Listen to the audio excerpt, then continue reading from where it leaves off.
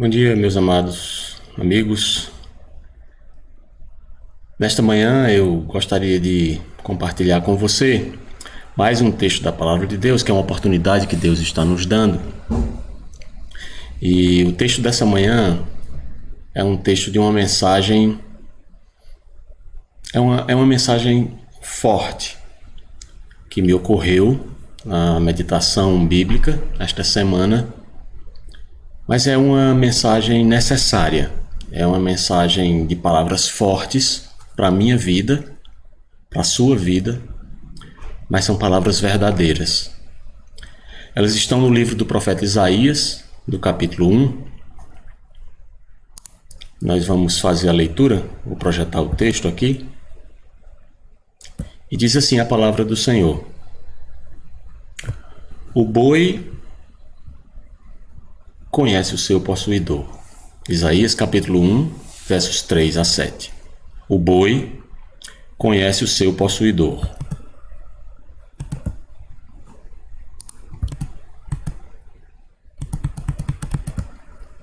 E o jumento, a manjedoura do seu dono. Mas Israel não tem conhecimento.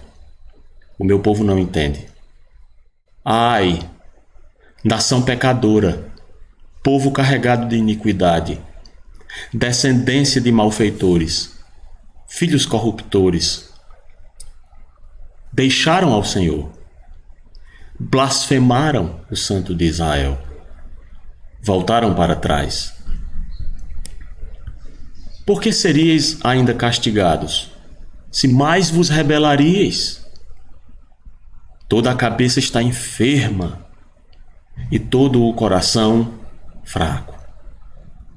Desde a planta do pé até a cabeça não há nele coisa sã, senão feridas e inchaços e chagas podres, não espremidas, nem ligadas, nem amolecidas com óleos. A vossa terra está assolada, as vossas cidades estão abrasadas pelo fogo. A vossa terra, os estranhos a devoram em vossa presença, e está como devastada numa subversão de estranhos. O texto é uma profecia do livro de Isaías. O profeta Isaías, o nome significa Javé é salvação. Um profeta cujo nome diz que Deus é salvação, está aqui agora denunciando para o povo de Deus que o povo de Deus não quer a salvação que Deus é para ele. A profecia de Isaías cobriu um período ali, desde a morte do rei Uzias. O próprio texto mostra essas evidências que ocorreu ali entre 740 até 736 a.C., aproximadamente, até ao ano da repentina entrega de Jerusalém, quando a Jerusalém caiu ali em 736. Isaías viveu então em um período, viveu anos difíceis.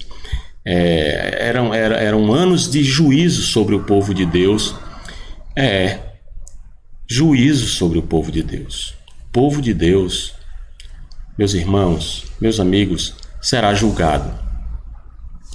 Em 1 Pedro 4,17 diz: porque já é tempo que comece o julgamento pela casa de Deus. E se primeiro começa por nós, qual será o fim daqueles que são desobedientes ao Evangelho de Deus? Eu gostaria de olhar para o texto agora, e no versículo 3 é claramente evidenciado que há uma falta de conhecimento de Deus por parte do seu povo. Diz que o povo não conhece a Deus. São povo de Deus? Sim, são povo de Deus. São povo escolhido de Deus, nação santa, propriedade exclusiva, povo adquirido de Deus, para proclamar as virtudes daquele que chamou esse povo das trevas para a sua maravilhosa luz. Mas não conhecem a Deus. O boi, o texto diz aí, é conduzido pelo seu dono para a labuta diária, para o local do seu repasto, para o curral, ali no descanso, para a restauração. Isso é ato contínuo, todo dia isso acontece. O boi e o seu dono. O jumento sabe de onde lhe vem o mantimento que lhe fortalece os lombos para aquelas cargas diárias que ele carrega. O jumento sabe. O boi conhece. Então, o povo, iluminado pelo sol da justiça, não tem conhecimento. Não consegue enxergar, mesmo com tanta luz. O boi tem entendimento. O jumento tem entendimento. Aliás, o jumento, na nossa cultura, é utilizado para designar alguém que não compreende as coisas. Rapaz, deixa de ser jumento, né? Então, e o jumento aqui tem entendimento. Na verdade, o jumento, que a gente classifica uma pessoa que não conhece as coisas como jumento, na verdade, tem o seu conhecimento natural que o seu criador lhe deu a respeito de quem lhe dá a provisão e o mantimento diário para ele carregar suas cargas. Então o jumento tem entendimento, mas o meu povo não entende. Esse é o retrato do povo que não conhece o seu Deus. Um povo jumento. Isso é triste, não é? Duro de se ouvir. Mas o texto apresenta esta figura de linguagem para mostrar como é o povo de Deus. Em contraste com um jumento que naturalmente conhece, com um boi, animais ditos irracionais que conhecem na sua naturalidade quem é o seu dono, quem é o seu possuidor, quem é o seu dominador, quem é o seu condutor, quem é o seu provedor. E o jumento, que sabe onde vai se alimentar para continuar levando as suas cargas. Em contraste com um povo que recebeu tanta luz e não entende. No versículo 4, é uma interjeição que é feita. Começa o versículo dizendo ai. É uma interjeição de lamentação no original. Na raiz da palavra ai, no original, está o desejo de que tudo isto fosse diferente. Se fosse assim. Desejando que fosse o contrário. Então, você deseja que seja diferente daquilo que você está vislumbrando, mas não é. É exatamente o que é. Nação pecadora é o que é. O povo de Deus é uma nação pecadora. Absurdo isso, não é? Mas é a realidade que está sendo descrita aqui. Eles não são judeus, eles são gentios. A palavra é esta. Nação aqui é tropa de animais, é gentios, é povo comum, não é o povo escolhido. Entende? Nação não é a nação de Deus, não é o povo de Israel legítimo. É uma tropa de animais, é um povo alienígena, estrangeiro, que não é o povo escolhido. São tropas de animais que erram o caminho. Pecado é literalmente errar o alvo, errar o caminho. Então, é uma tropa de animal que erra o caminho, é um povo escolhido para bem, mas que pratica o mal.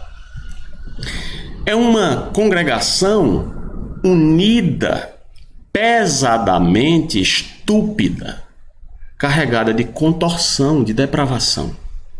Essa é a descrição que é feita nesse texto a respeito desse povo. Um povo reto,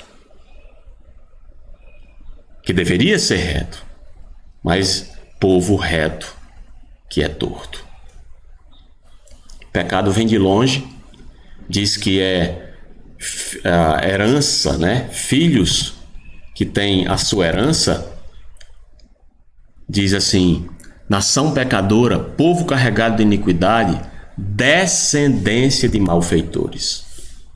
Veja, descendência de malfeitores significa a perpetuação do mal. Um povo que simplesmente perpetua o mal de geração a geração. É um pecado que vem de longe, vem de tataravô, para pai, para filho, e vai para o neto, e vai para o bisneto, e vai para o tataraneto, geração após geração, uma descendência de malfeitores. É herdado, é pecado costumeiro. E não é somente isso, mas também diz o texto que são filhos corruptores. Ou seja, é uma descendência que gera a persuasão para o mal. Então, a persuasão para que outros façam mal. Eles não somente praticam o mal, mas eles persuadem, eles são corruptores. Eles fazem que outros sejam corrompidos como eles são. Então, a persuasão para que outros façam o mal como eles são. E isso vai sendo passado de pai para filho. Então, essa corrupção, esse apodrecimento moral, essa ruína moral, é isso que eles geram de si. Filhos corruptores. E a consequência disso vem. A consequência vem no texto, a consequência de não se observar, de não se conhecer quem é o seu formador, quem é o seu possuidor, quem é o seu condutor, de não perceber onde está a fonte justa de alimentação e a restauração das suas forças, e por não entenderem quem é o ereto possuidor de si. O boi conhece, o jumento conhece. Mas esse povo aqui, dito povo de Deus, não conhece. O texto diz que eles abandonaram a Deus, que eles deixaram a Deus, que eles relaxaram, que eles afastam-se de Deus, daquele Deus, e a palavra Senhor aí é o Deus autoexistente, é o Deus eu sou o que sou, aquele que é, que era e que há de vir. É o autoexistente que concede vida a esse povo, que concede vida a você, que concede vida a mim.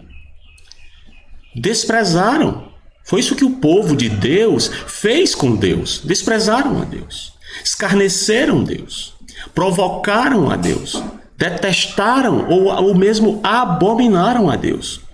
Este é o sentido por trás do texto que diz que o povo blasfemou o Santo de Israel. Abominaram a Deus. Provocaram a Deus. O Santo, e não somente o Santo, o seu santuário. Então, quando não se conhece a Deus, ou se conhece dele apenas superficialmente, você olha assim para Deus e vai dizer assim: ah, bom, é só isso. Você se aproxima de Deus, você se aproxima do povo de Deus, você se aproxima da casa de Deus, achega-se para ouvir, decide experimentar, vamos dizer assim, usando uma linguagem moderna e pós-moderna, neo-evangelicalista. Experimente Deus. E então, você experimenta Deus e você experimenta Deus na superfície. Você não busca a Deus de todo o seu coração, de toda a sua alma, de toda a sua força, de todo o seu entendimento. Você diz: ah, bom, é só isso. Eu pensava que era mais. Então a tendência de quem só conhece a Deus assim na superfície é essa que está sendo apresentada no texto. A tendência é de pecar, é de entornar a vida, é de derramar a vida no mal, é de entortar-se, é de perpetuar esse mal geração após geração, ano após ano, na sua vida e na vida dos outros, e influenciar outras pessoas para o mal. Essa vai ser a tendência natural. Então, quem não conhece a Deus, a gente já aprende aqui no texto, cedo abandona Deus, não continua com Deus, não persevera nos caminhos do Senhor. Vai acabar abandonando mais cedo ou mais tarde. Quando perceber, está tão longe de Deus que dá para se perguntar: será que dá para voltar ainda? Quem não entende Deus porque não o conhece, cedo vai desprezar a Deus e vai acabar com valores, procedimentos, vidas e práticas contrárias a Deus.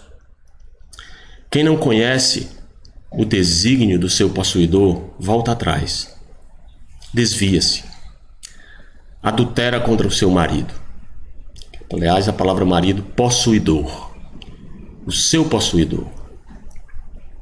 No versículo 5, nós vemos aqui o castigo que vem. É literalmente aqui a batida, é literalmente a ferida que é feita. E esse castigo, ele sempre veio, ele vem e ele sempre virá da parte de Deus para o seu povo. O texto mostra, para evitar a rebelião completa do rebelado. Mas sabe o que é que está acontecendo? O castigo objetivava submetê-lo, mas mesmo castigo após castigo após castigo, esse povo não se submete ao seu Deus. O povo, a ideia aqui do texto, no versículo 5, é de que quanto mais ele era ferido, mais ele se rebelava. Então, a mensagem aqui é esta, a de que já não há mais remédio. Deus é salvação, mas o povo está rejeitando a salvação que Deus é para ele. Já não há mais remédio.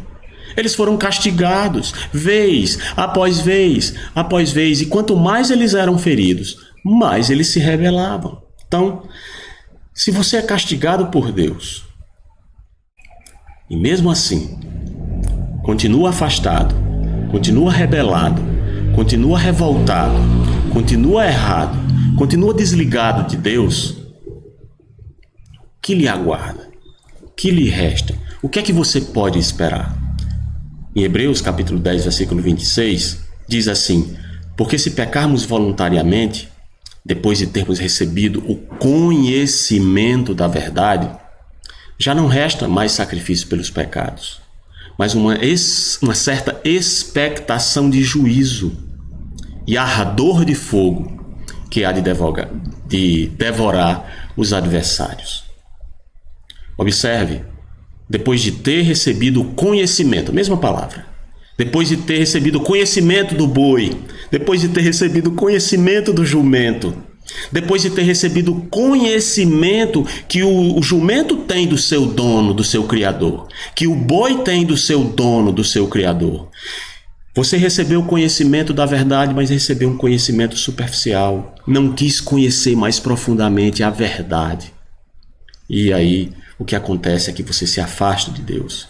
E aí já não resta mais sacrifício pelos pecados. O que resta é expectativa de julgamento, de juízo. É de juízo. É de trazer o castigo sobre você. O castigo vem para que você saia da rebelião. Mas e se você não sair da rebelião? O que é que vai acontecer? Fogo. Esse fogo aqui não está destinado para você que conhece a verdade. Está destinado para os adversários de Deus. O que é que nós vamos preferir então? Vamos preferir ser amigos de Deus? Ou vamos preferir ser adversários de Deus? É isso que nós queremos? Será possível que nós queremos o horrível juízo de Deus sobre nós? O texto diz que a cabeça está enferma. A cabeça é o centro do controle do ser. A cabeça está ansiosa, a cabeça está deprimida, a cabeça está doente, a cabeça está agravada pelas circunstâncias reais ou imaginárias.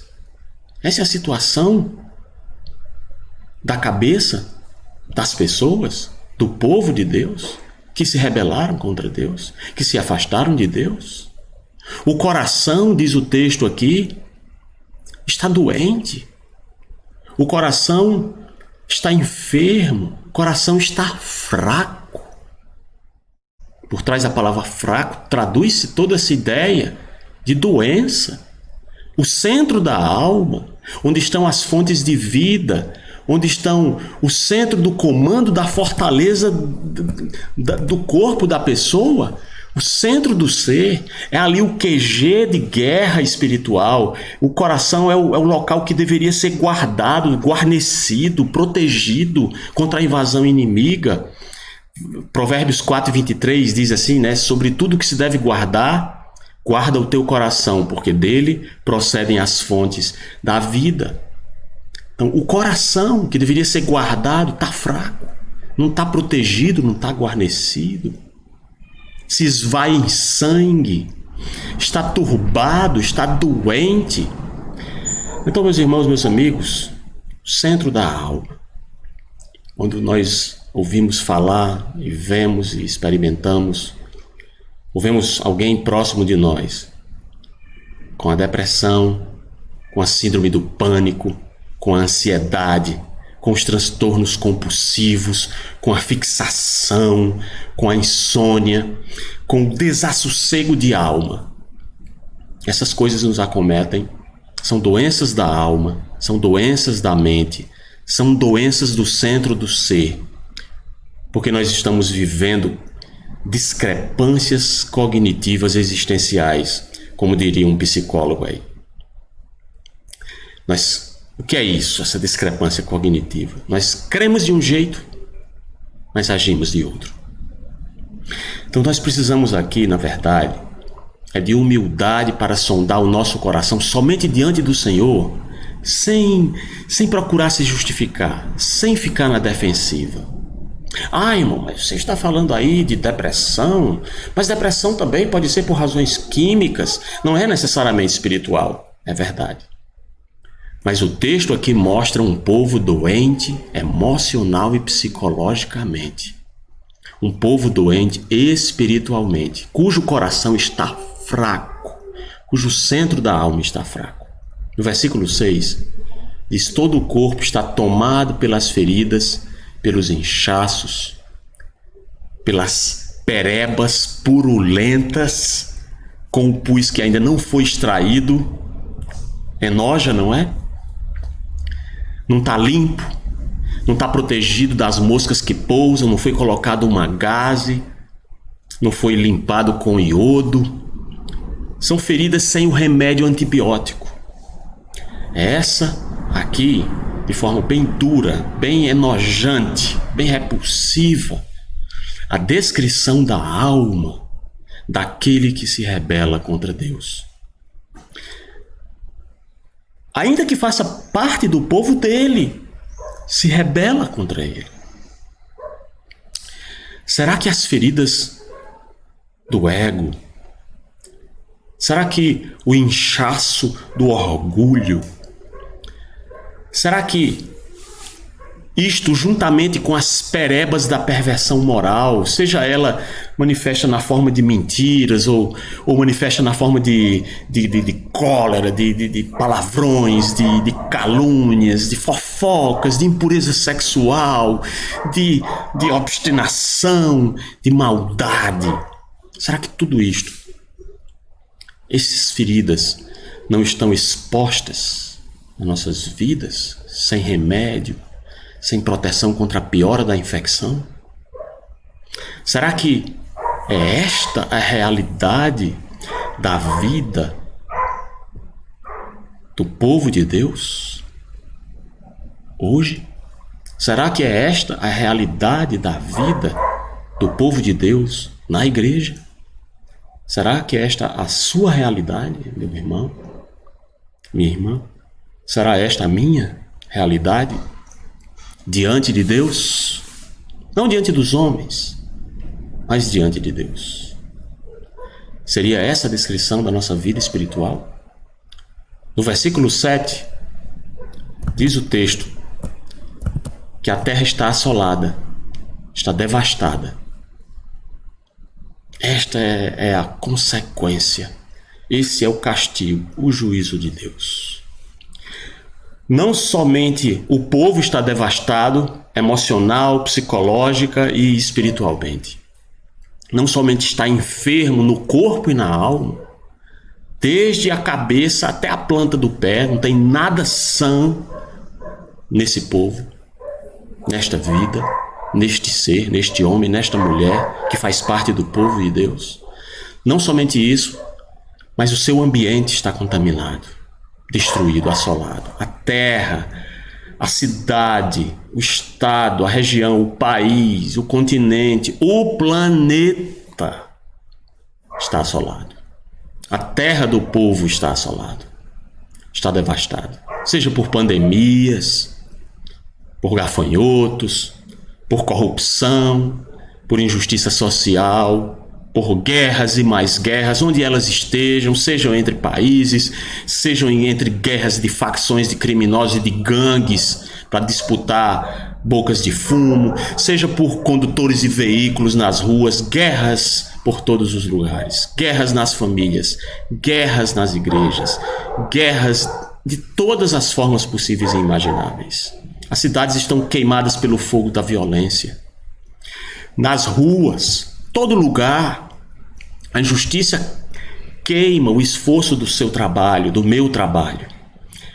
O que você produz, o que nós produzimos, o que eu produzo, é devorado por outros. A exploração injusta já está por toda parte. Você não vê? Você não vê que a economia em frangalhos obriga você a aceitar uma miséria para poder fazer um trabalho árduo? Ou até mesmo a ter que se submeter a ganhar muito aquém daquilo que o seu trabalho, que eventualmente seja altamente qualificado, requer e demanda? Pessoas de outros países invadem o seu país, invadem a sua terra para destruir a sua pátria, destruir a soberania da sua nação, destruir o seu torrão, a sua história, a sua vida, a sua cultura, a sua economia, o seu ganha-pão. Tudo está perdido. Tudo vai estar perdido. Tudo será perdido se continuar assim. Palavras fortes, meus irmãos, eu reconheço. São palavras verdadeiras. Sabe por quê? Porque são provenientes da palavra de Deus. Não são minhas as palavras, são palavras de Deus.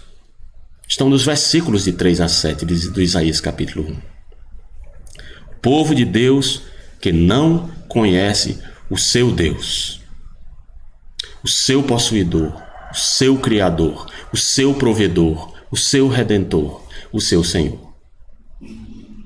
São palavras que descrevem o povo que não conhece aquele que lhe dá salvação.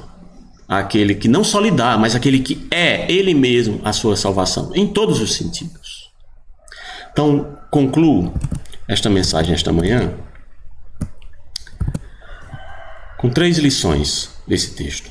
A primeira delas é que o povo, que sendo povo de Deus, não conhece seu Deus, é pecador, estúpido, torto e depravado. Em segundo lugar, o povo que sendo povo de Deus não conhece o seu Deus, acabará desviando-se e desprezando a Deus. E em último lugar, a descrição do estado deste povo e o seu fim é doloroso de se ouvir, como foi dolorosa essa mensagem. Mais ainda doloroso é experimentar. Então, povo de Deus, nós todos, eu e você, arrependamo-nos enquanto nos é dado tempo para o arrependimento. Que o Senhor Deus possa aplicar a sua palavra ao nosso coração.